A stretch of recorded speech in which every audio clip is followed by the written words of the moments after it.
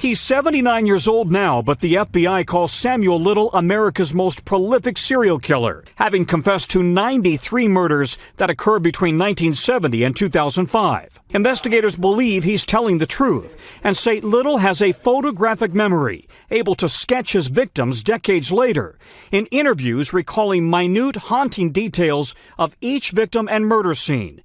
Now the FBI is asking for help in identifying his victims. Miami, 1972. She had on a short cream miniskirt, cream and red. New Orleans, 1982. Her and her sister she had two sisters. Covington, Kentucky, 1984. She was like partially concealed by the vegetation and her left leg. Little Rock, Arkansas, in the early 90s. Tell me what that girl looked like. Oh man, I loved her. I forget her name. Oh wait, I think it was Ruth.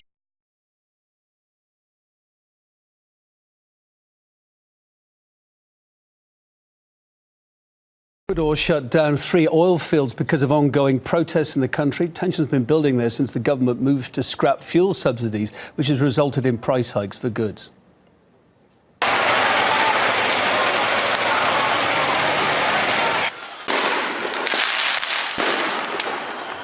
In the latest wave of protests, stone-throwing demonstrators clashed with police who responded with tear gas and rubber bullets. About 500 people have been arrested since the latest trouble began. President Lenin Moreno has declared a 2-month state of emergency now. He blames Ecuador's former leader and the head of another South American country, Venezuela, for his country's problems. The tyrant Maduro has activated, along with Korea, their destabilization plan. They're the corrupt who have felt the footsteps of justice closing in to make them answer. They're the ones behind this attempted coup d'etat. President Moreno also said that the government's currently relocating from Quito to the city of Guayaquil, more than 400 kilometers south of the capital.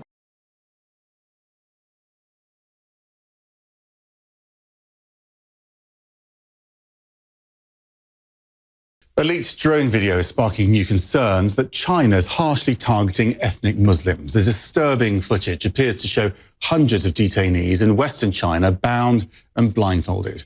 Row by row, there are hundreds of them, seated on the ground, heads shaved, blindfolded. Their hands are bound behind their backs as dozens of guards hover in SWAT uniforms. It's unclear who these prisoners are, but Western intelligence sources tell CNN they believe the video is authentic, that it shows Muslim ethnic minorities, and that the video was shot in Xinjiang, China. Xinjiang is the western Chinese region where the government has detained hundreds of thousands of Muslims over the past several years, according to the United States. Detainees are almost exclusively ethnic minorities, including Uyghurs, who have lived in the region for generations, now housed in massive camps like this one that we saw firsthand on a trip to Xinjiang in March. We were followed by police every moment of our 6-day journey.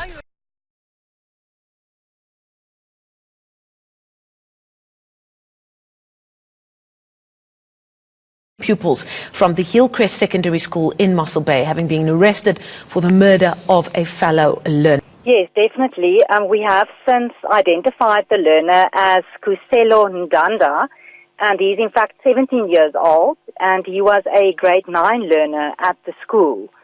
So police have also confirmed that they have made arrests, and that the 3 fellow learners that were arrested will appear in the Mossel Bay Magistrates Court probably by tomorrow or Thursday morning. Now, there's been talk that there was a quarrel between these pupils at some point. Have we been able to find out anything about the events that might have led up to this very violent stabbing? I have spoken to some of the learners. They are quite scared to actually be identified.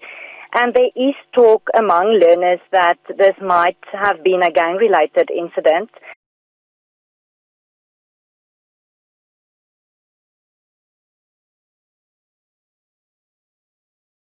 When Alvaro Uribe won the presidential election as an outsider in 2002, many believed Colombia was falling apart. FARC's rebel group was stronger than ever. Violence and kidnappings were daily occurrences, making the country synonymous with a failed state. The only item on the political agenda was war with the rebels, and Uribe was the man for the job.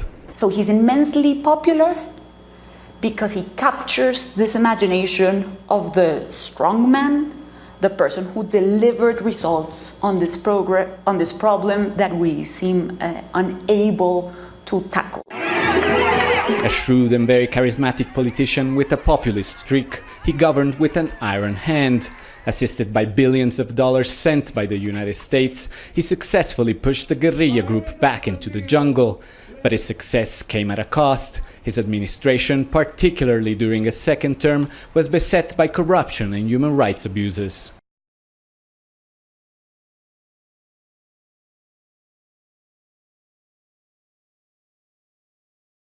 Justice Minister Cho Kuk has unveiled plans to reform the nation's prosecution after about a month in office. The announcement comes after weeks of street rallies calling for a change to Korea's judicial system.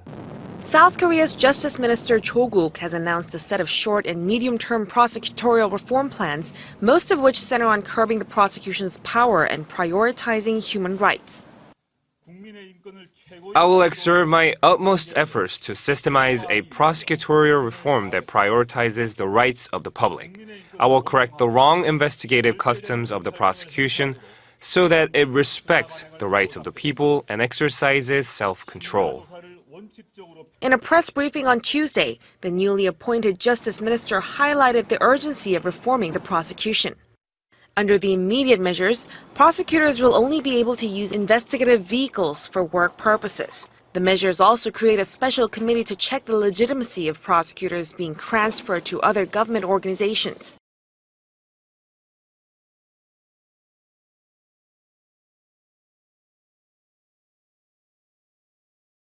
It's 3 in the afternoon, it's pitch black. A return to treacherous conditions with disastrous consequences. That is our house. Don't look. In Rapville at Busby's flat in the state's north, the fires took hold in the heat as temperatures hit the late 30s and winds hampered efforts to bring the blazes under control. That's my recently built house burning down. Fires are really unpredictable. A lot of aircraft have been grounded because of the turbulence. 43 fires are burning throughout the state. 20 are not contained. There are 3 at an emergency warning in the state's north, all within 100 kilometres.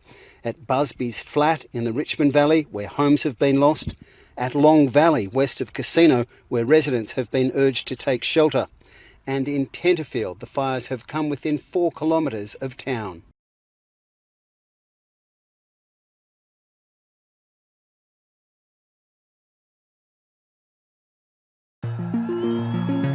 They appeared to come out of nowhere, but Extinction Rebellion now has the power to bring one of the world's most powerful cities to a standstill. So who are they, and what exactly do they want? Extinction Rebellion, or XR as they like to be called, officially formed in October 2018. They say they expected a couple of hundred people to show up to their first protest in London, but instead around 1,500 took to the streets.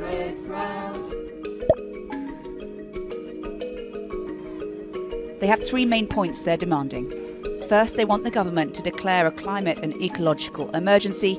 Next, they want politicians to act now and pledge to reduce greenhouse gas emissions to net zero by 2025. And finally, they're calling for a citizens' assembly to bring together people from different communities to discuss climate action.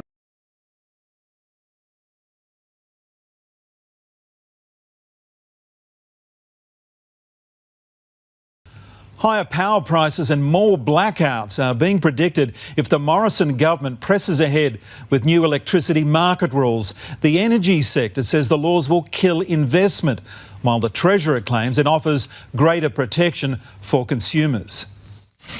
Speak softly and carry a big stick. Only the companies that are in breach of the law will have something to fear. The government wants to pass laws giving itself and the consumer watchdog more power over energy companies. The big stick is all about penalising misconduct. If a coalition bill becomes law, misbehaving power companies could be hit with multi-million-dollar fines, forced to divest assets or offer contracts on terms the Treasurer deems fit. The Big Stick legislation has a graduated set of penalties. The energy industry's peak body has lashed the bill, saying there is a real risk that this power will be politicised.